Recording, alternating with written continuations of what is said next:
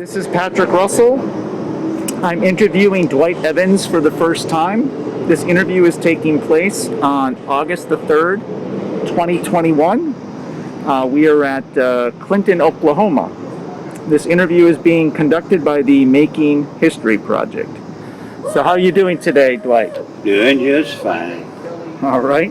And can you tell me what your date of birth is? 1951. All right. And where were you born? Lawton, Oklahoma. And can you tell me about your hometown when you were growing up? What was it like?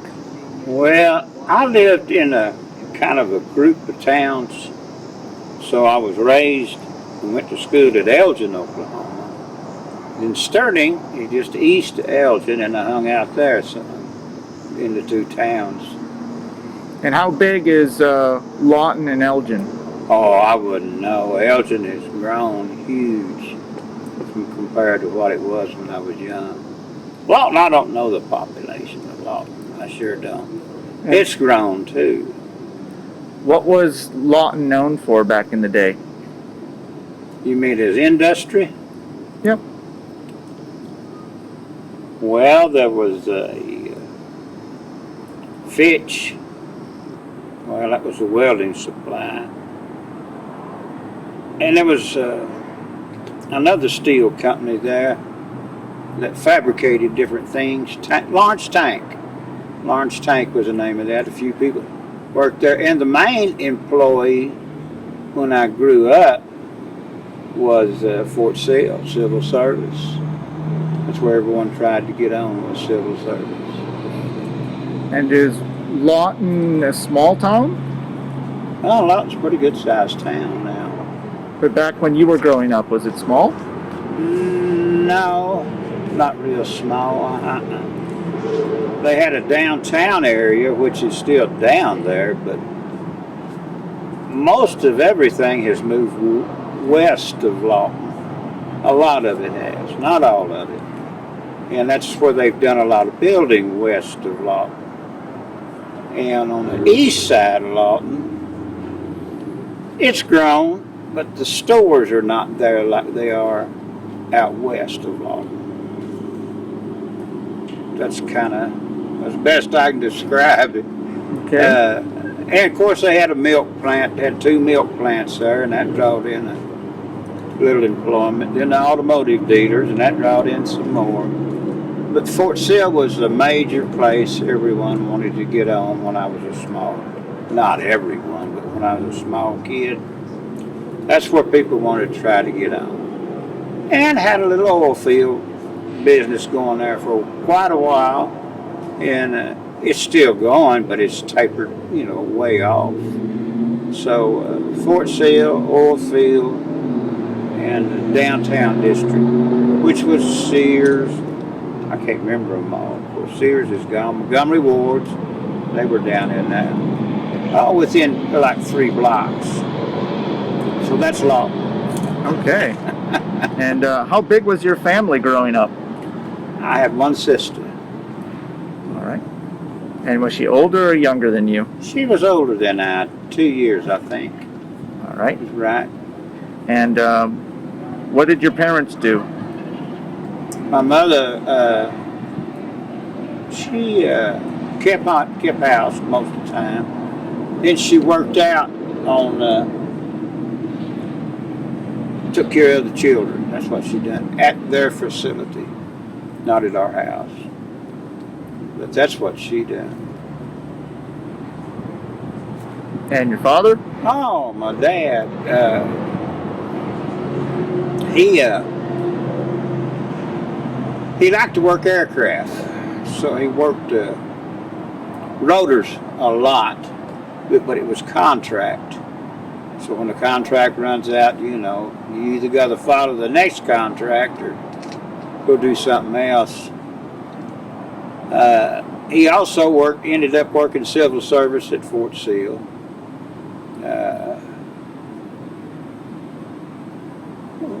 He farmed it a little bit, small farm.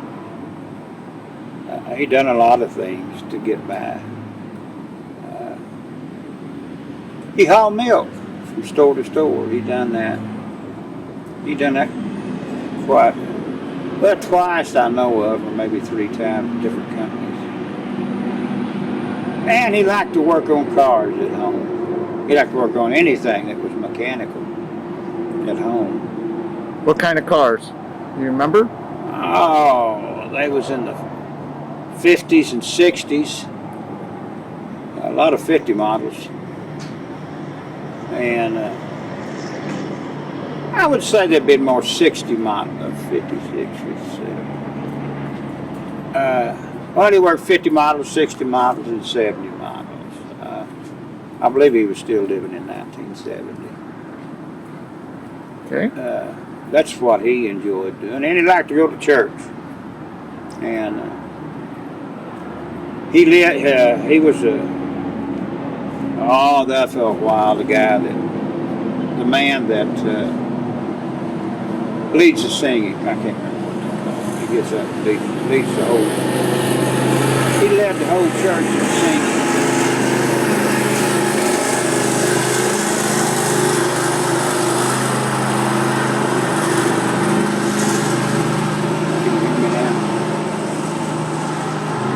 Can you hear me now? Yeah. Can you repeat that again? He was a choir director. He picked out the songs when they had church, not just Sunday, but Wednesdays and revivals. My sister, she played the piano, and he'd go over them songs at home before he went to church and led the choir, is what I should say. Okay. And what about you? What did you like to do as a kid? Oh, I fished, and I enjoyed the cattle and the horses. I had 3 horses, and I enjoyed them. And I had a pig once, and I enjoyed her. She done good. Then I used to get out and just roam. I mean, just go walk. Because it wasn't very populated then when I lived out there. So I just enjoyed nature. And did you go to high school? Yes, I went to the 10th grade. All right. Then I got married at a young age. And when them boys graduated high school, I had 2 boys. And I attempted to get them all in school. But it didn't happen. After high school, I gave me an opportunity to go to college or whatever, technical school, whatever. And one of them went to aircraft school, and the other one, he didn't want to go. Well, he done great. The youngest and the oldest did too. They both done great.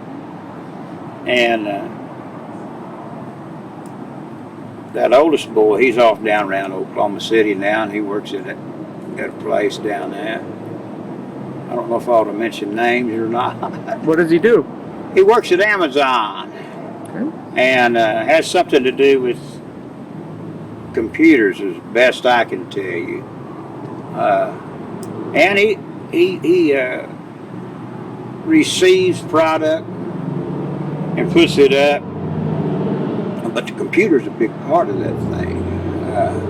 Because it's, I don't know what percentage is computerized, but there's a lot of it. And that youngest boy, he ended up working in the oil field. I don't know how many years he's been there now, but he's still in there. And he moved up and done well. Also he done well. I was going to give you his title, but I can't do it. I can't remember. What else? What did you have any hobbies when you were, or sports in I school? played baseball and basketball, and ever since I was allowed to, and that was my main thing at school, was in sports. And what did you do after school? Oh, I'd go home, feed the cattle, count them, check them, which wasn't a very big job. We didn't have very many head. And I done that every evening, I guess. So you lived on a farm? Yes. Okay. Sure did. How big was the Best I farm? remember, I was about 3 years old or 2. I'm giving you estimated time now. When we first moved out of Lawton to the Elgin area. That's the best I can remember. Probably about 3 or 4 years old. I'm not for sure. And that's the earliest I can go back in my. And how big was the farm? Oh, it was 160 that quarter. Yeah. Okay. And after 10th grade, what did you do? Went into service All right, so you enlisted in what? in the Army. All right. What year was that? 1968. And why did you choose to enlist in the Army at that time? There wasn't no one going to hire you at 17 years old in that area then for a permanent job. You know, that would pay anything. So I just went to the service, and I knew I'd probably have to go anyway, but I went ahead and went anyway. This is because the Vietnam War was going on? That was part of it, yeah. I didn't have to go, though. Did you receive a draft notice? No, sir. So you enlisted before you got that? I never did get one that I remember. All right. And why'd you pick the Army? Well, I didn't want to go to the Marines. I had a couple of uncles that was in the Marines, and so I didn't go. Air Force was full, Navy was full. That was the only branch left open to go into. All right. And were you concerned about enlisting in the Army while the Vietnam War was going on? I wasn't until I went through my advanced training. And then I got concerned. Yeah, I knew people was dying over there, and I had a cousin and some friends over there, but I really didn't bother me until we went through the AIT, advanced training. Then it got serious. Then I was concerned, but I would have went. But they sent me to Germany for 2 years, and I done okay over there. And where was your basic training? El Paso, Texas. They had quarantine at down in Louisiana, Fort Polk, I believe. They had quarantine on, so they sent a bunch of us to El Paso. And how was basic training for you? It's different from real life. Of course, I was 17 years old and hadn't seen much of, well, not much of the world. And to adjust to that is a big adjustment. The discipline. Yeah. What about the physical part of it? Was it okay? It was rough. Yeah. It was over 100 degrees down there. And when you get out and start training in that kind of weather, it's terrible. And I remember once, the asphalt got so hard it was blistered hot. Got so hot it was blistering the hands. They said, put your gloves on and go ahead and keep doing push-ups. So that's what we did. Did push-ups in a mushy asphalt. Yeah. And how long was your basic training? I believe it was 6 weeks. I'm not for sure. I All believe right. that's right. And where did you go from there? Oh, went to Friedberg, Germany. Well, you had advanced infantry training first. Oh, all I right. forgot about that. Went to Fort McClellan, Alabama. Stayed over there what length of time we was there. I got I have 6 weeks in my mind. I don't know if that's completely correct or not. That was a switch, going from the desert to the marsh country. Big switch. And what do you recall what's the most memorable moment from advanced infantry training? Oh, when they, several, but when they turned us loose one night out in the woods, they say you go from this point to this point. Well, using your compass. I think we had a compass. I'm not for sure. And that was tough because they had treatment for you if you got captured. So. What was the treatment? Oh, I don't know. I didn't get captured. We started that thing out, and it was kind of a group of us, and it wasn't long. We was kind of split up to that, like 4 or 6 or something like that. And everyone knew, all 1 or 2 said, "Oh no, we go this way, we go that," and I heard artillery rounds dropping. Oh, I don't know how far away. You can't tell in the woods. I said, "Fellas, I'm not going that way." And so I went a different way, went by myself, and made it okay. There was 2 things. Another thing, we hiked over some hill down there in Alabama, and we passed out, fell out. It was hot that day, and I forgot to, believe it or not, salt tablet, where they tell you not to take salt now. I didn't drink enough water. I got dehydrated, and of course I passed out. And I guess that's the toughest I remember it being. They loaded us up, the ones that was passed out and things, and took us to the hospital. And I remember waking up just a little bit in the hospital, and they was loading people back up to take them back to the company, and they skipped me for some reason. Well, I knew if they checked you in, you were going to get punishment for getting caught. So I laid there just a little bit and sat up in bed, took off, and I walked from the hospital back to the company. I never will. Yeah, oh, it's hot now in the hills in the summertime, but kind of in the fall. Yeah, as far as I can remember, that was the worst part of it. And what type of expertise did you have in the Army? I was a turret mechanic. There's a number for that, and I can't remember the number as what I did for the last, I'll say, last year and 8 months, something like that. I was turret mechanic, hydraulic and electrical. And I can't remember the number of the code, that goes with it. I can't remember that number. And so you were in the infantry. At some point, did you move over to armored?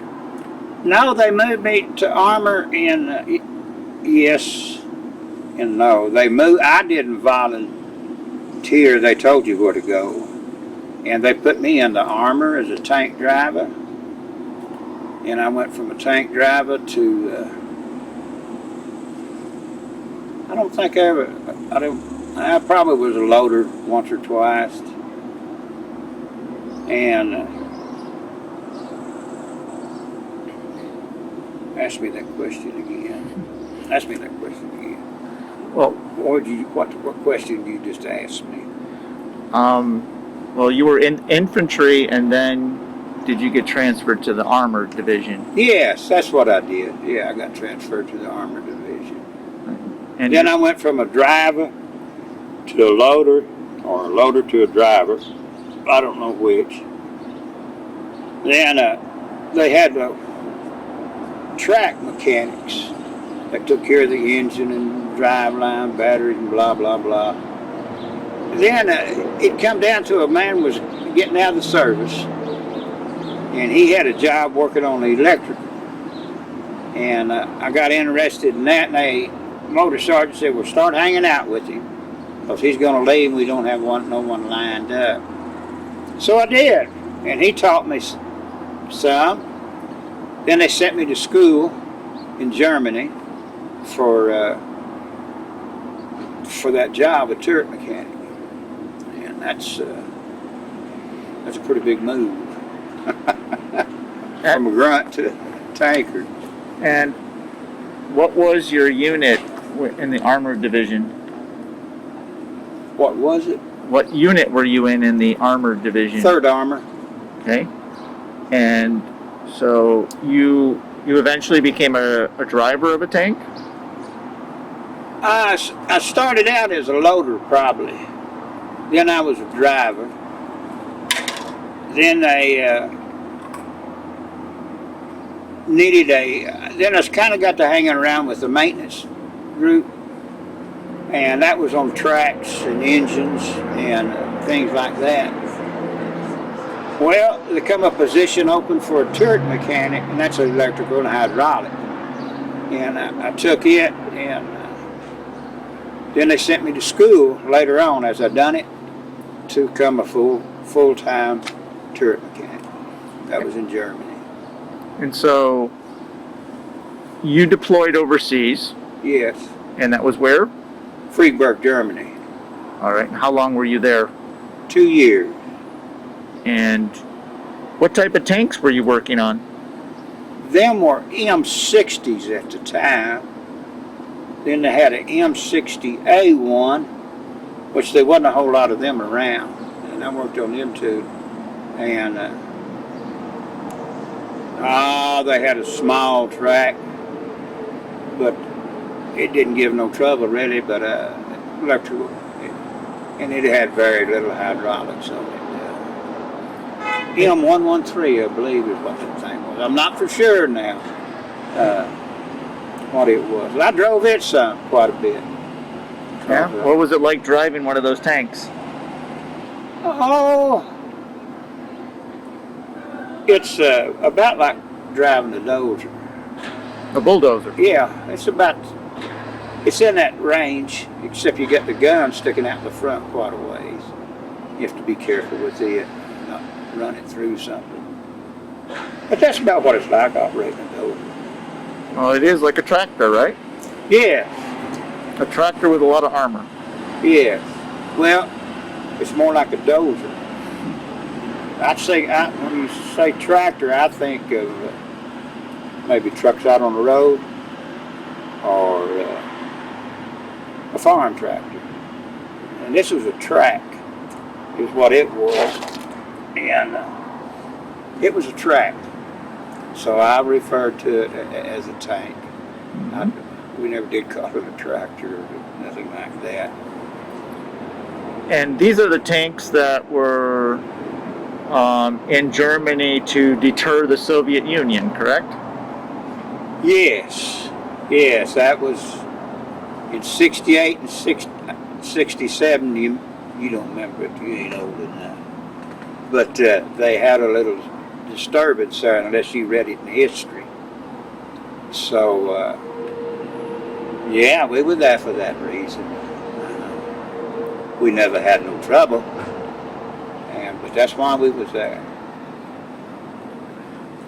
And what was your most memorable moment for working on tanks?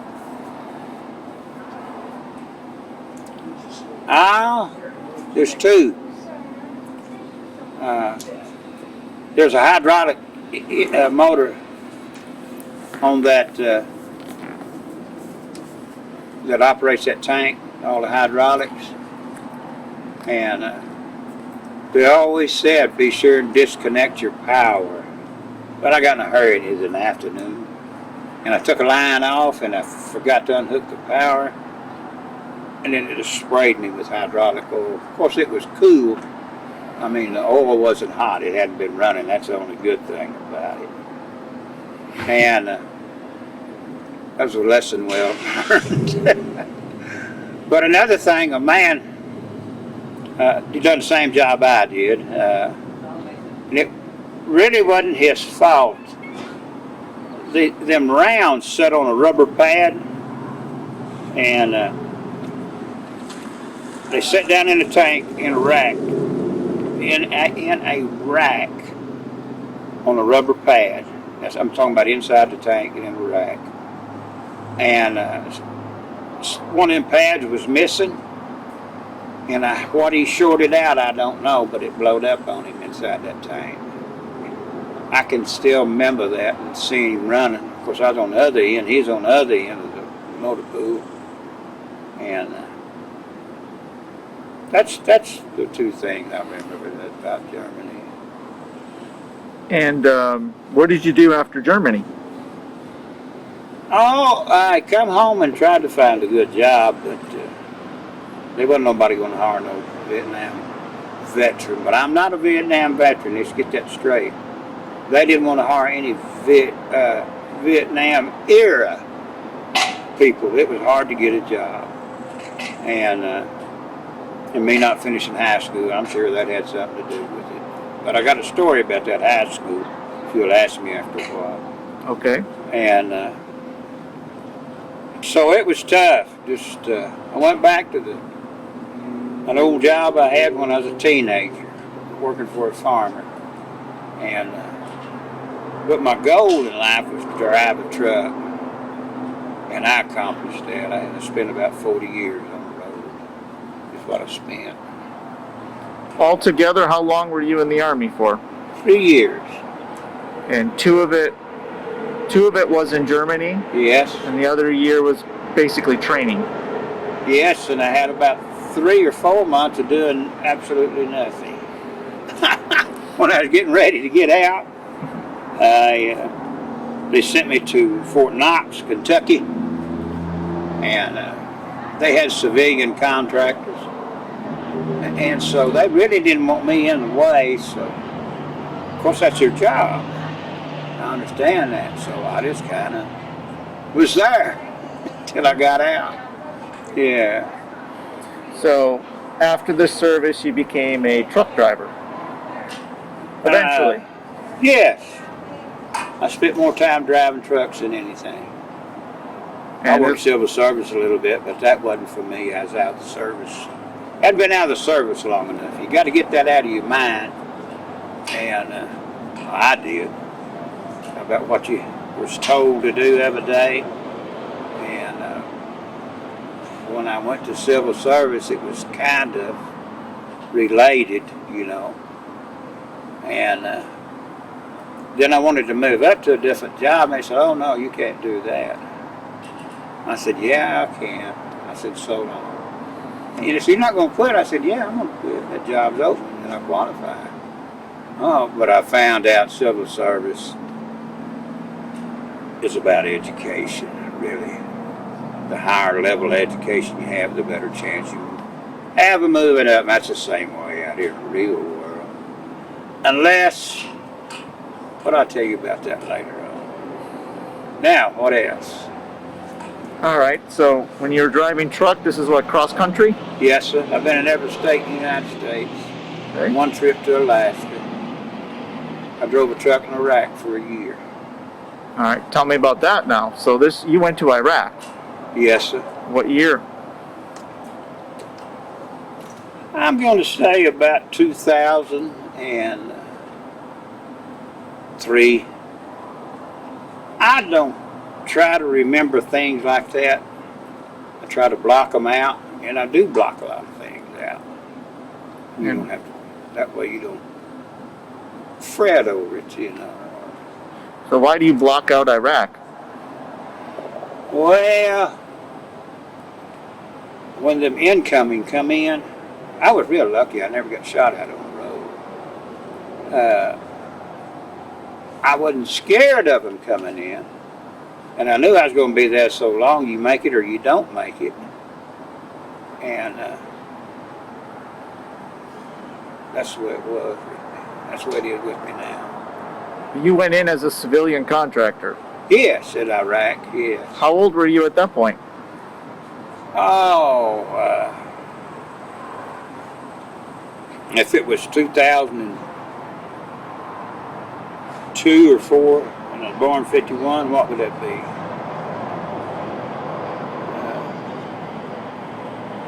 51, 52? Yeah, something like that I went in. Okay. Yeah. And what made you want to do that? That was a Well, war zone.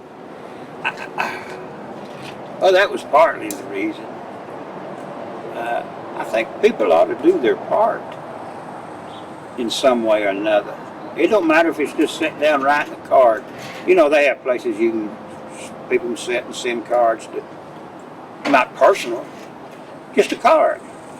That means a lot. Ask me the question again. What made you want to go go? to Iraq? Yes. Well, I needed the money also. Okay. And it was good money. But me, I didn't sit idle. A lot of people had jobs, they done something 2 or 3 hours a day and it's done, finished. And but I didn't want to do that, because you get in a lot of turmoil if you do that. Everybody gets dissatisfied. So I'd get up about 2 o'clock a.m. and I'd run till about 5 or 6 p.m. 7 days a week. That way when I went to bed I was tired enough to sleep, didn't think about where I was at, and just had a good night's rest and got up and done it the next day. Well, it wasn't a good night's rest, it was a few hours, but This is your routine in Iraq. that's my routine in Iraq. Yes, it is. And you're driving a truck, and what are you doing? I'm hauling up potable water and non-potable. You think I ought to explain that just a little bit? Sure. Potable water over there is you can take a shower in it and go to the restroom. We had restrooms, had a single room, but you don't drink it because it'll give you diarrhea and it could make you even sicker. But it's treated, and it might be the chemical that they treat it with, but it's so dysentery. I was told that they put, I never was told where they got their water, come to think of it. I used to know. But it went to a treatment plant, then I'd go to the treatment plant and load the water, then take it and deliver it around camp. And it took all night. The way I done it, I just didn't stop, didn't fool around. I just steady kept working. Because idle time's no good. When you can't go no place. I mean, you didn't go outside a base unless you had permission or had an escort.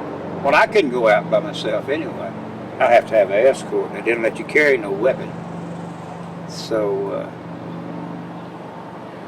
but then, you know, we're all different from state to state. Different attitudes and things like that. And that kind of interferes a little bit, a whole lot sometimes.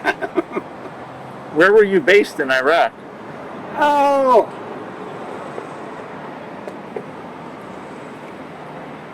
I don't know if I ought to answer that question or not. I just won't answer it. I was there. You're not allowed to talk about that? I'm not going to, because I don't know if it's just too much information to put to the public, in my opinion. And of course it probably wouldn't hurt a thing, but I'm not going to take a chance on it. There might be somebody there now, you know. But we moved twice to over there, or 3 times, but I'd rather not mention where I was at, really. Okay. What kind of base was it? Oh, it was, they had a variety of things on one base. They had, them hovercraft that people have now in their homes and things. What do they call them? Got a camera on them and they fly around. A drone? Yeah, drone. They had some of them.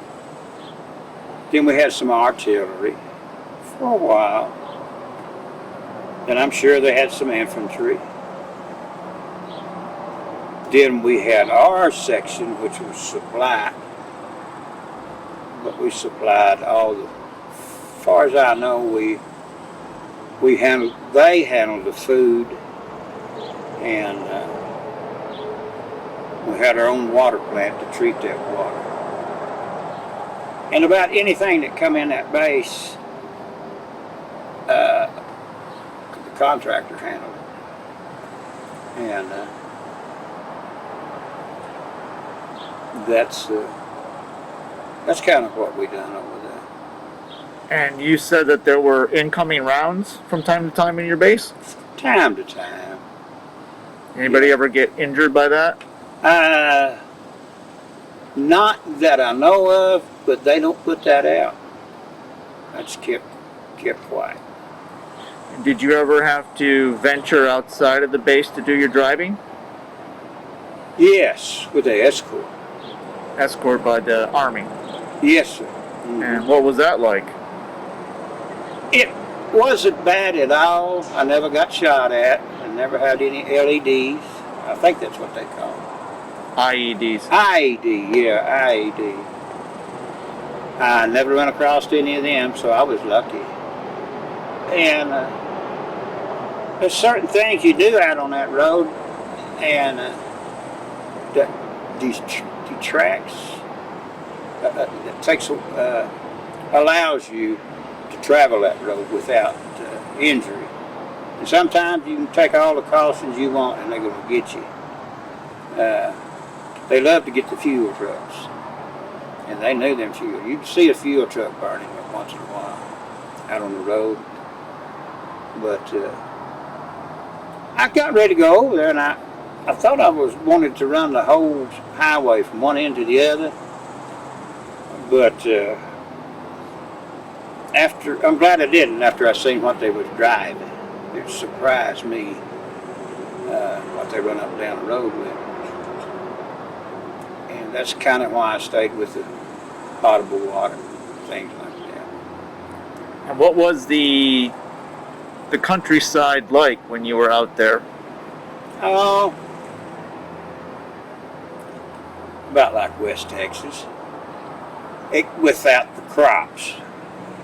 That's kind of what you got to imagine. No corn or nothing like that out there. In Panhandle, Oklahoma, it was like that. And did you see a lot of destruction? Destruction? Oh, burned out cars, burned out buildings. The buildings where we ran back and forth. Yeah, but not a whole lot of destruction. No, I didn't. Mm-mm. Did you ever interact with any of the Iraqi civilians? The ones that were on base, I would speak to. But when we was off base, we didn't stop. We went from point A to point B, and that was it. And were you nervous during those trips when you were outside the base? Was. I don't remember being nervous, but I probably was.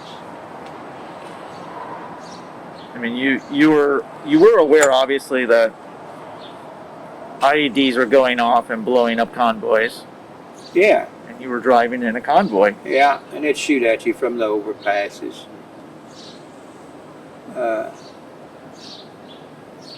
Things like that. But there was certain IED. I never been around close to one when it went off. But I seen the destruction of what they could do.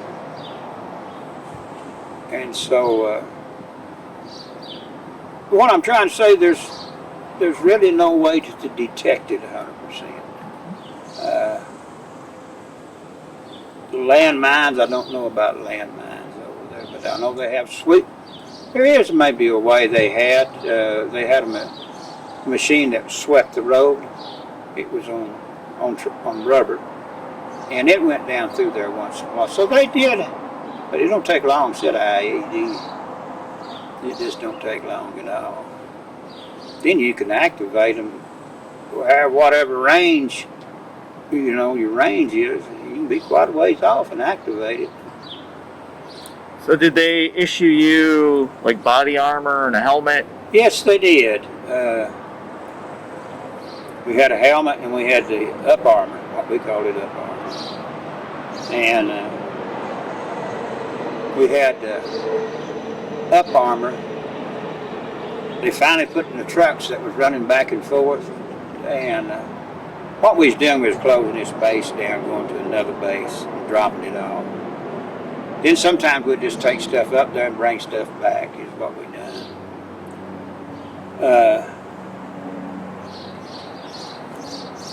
Did that answer your question? Yep. Okay.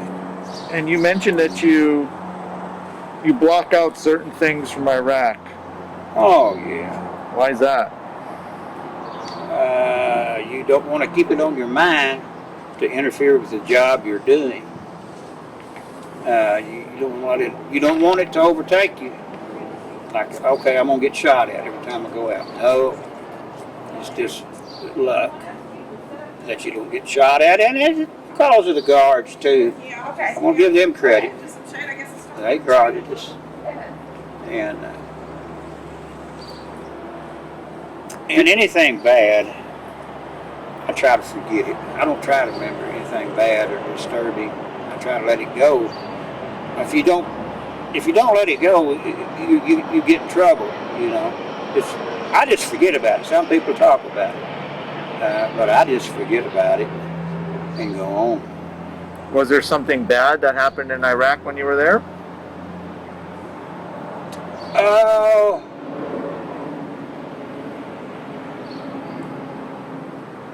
There was one man, and he was aggravating. He was from one of them northeast states, not New York or Pennsylvania. But he had to always cause trouble with someone. And if you hit someone over there, you got to come home and pay your taxes. So, took a lot of crap off that man. And why they didn't move him out, I don't know. The man prior, before me, I met him at another base, and he said, "Are you working down there so-and-so?" I said, "Yeah." He said, "He just give me hell all the time." I said, "Well, don't feel lonely." But that was the worst thing, having to deal with him. And was he a contractor like you, or was Yes, he he's a a contractor. Contractor. Same company. Everyone else I got along. Yeah, everyone else I got along with. What was your most memorable moment from Iraq? In Iraq or coming home? Coming home was your most memorable moment. Yeah, I sent my wife in the airport. Yeah, just come in late and she was there waiting on me. This was after a year. Yeah.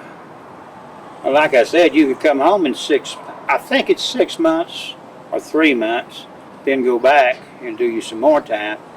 By the time you buy all them plane tickets, if you come home in between deployment, that's a lot of money. You had to pay that yourself. So why go over there and pay for 2 airplane tickets? And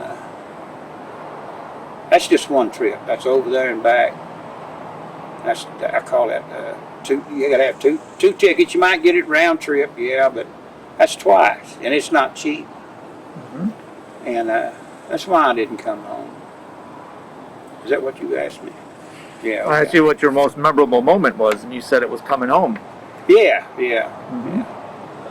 And what did you do after you got back from Iraq? Went back to driving the truck. Okay. All right. And was there anything that happened in Iraq that you brought home with you that impacted you at all? Probably that one dude that caused so much trouble. Yeah. So he must have been a pain. Oh, he was a pain. But I aggravated him. But more so than mortar rounds? He was that more annoying than mortar rounds? Yes, it was. Wow. It was. To know he's going to be there every day, every morning. You don't never know when them orders are coming in. Incoming.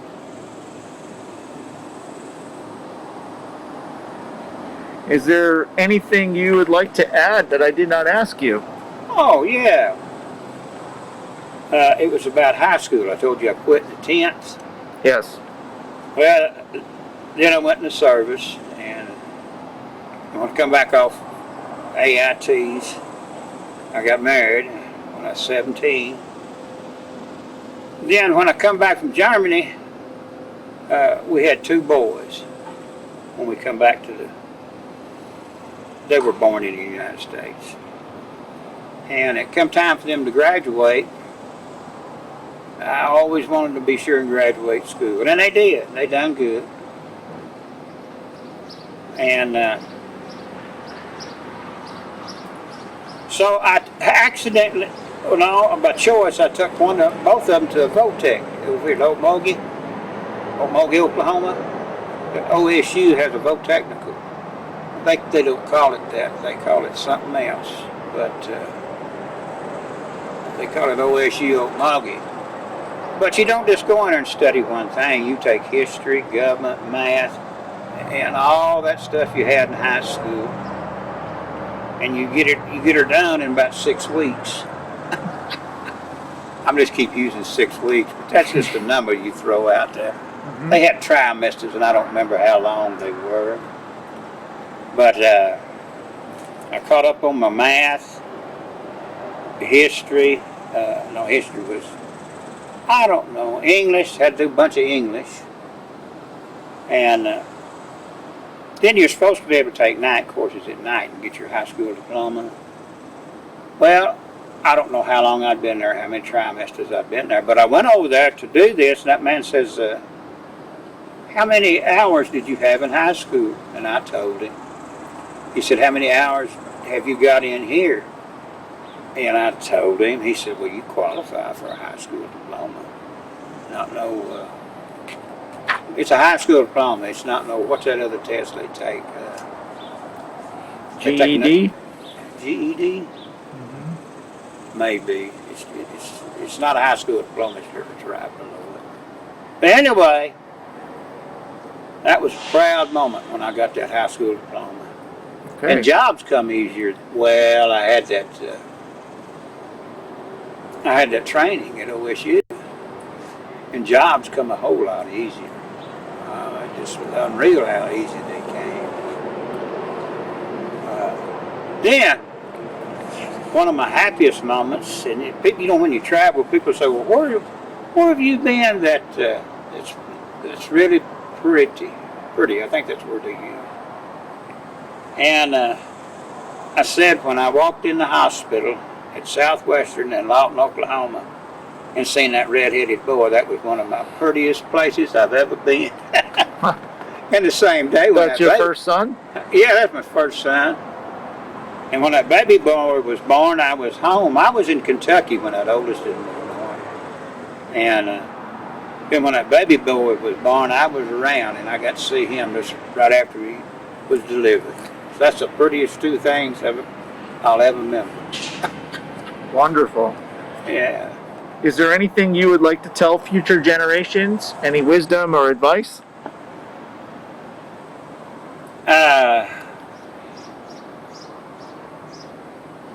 To always do your best that you can, possible. And it shows up. That sitting around a desk and playing with the cell phone when you're on the clock, a man that's hiring people, that don't impress him one bit. And all them earrings and nose rings, employees look at things like that. Of course, they hire some of them, but you're lessening your chance of getting a job. And they always say college is, you got to go to college, you got to go to college. Well, I believe that's fine to go to college. But you can get a reputable place like OSU Okmulgee and specialize. Of course, they got various things, mechanics, typing, and nursing. You know, it just goes on and on and on. And sometimes college is the only thing for some people. But if you go over there, or any place, there's lots of them places around, and choose one of them programs, you have a good chance of getting a good job. And I do believe college is important, but the way things are now, there's so much competition for jobs. Get you a skill that most people don't want, and learn it well, and it'll get you a job. A job on demand. And it'll get you a job, but you got to look presentable. You can't go in there with them holes in your ears and hair down to your waist and all that bullshit. It ain't going to work. That's all I got to say. All right. Well, Thank you for your time. I want to thank you, Dwight, for Yes, sir. taking the time out of your day to sit with me here. And it was a pleasure, real pleasure speaking with you. And I want to thank you for your military service too. Thank you, sir. Appreciate it. All right. Appreciate the time you took for me.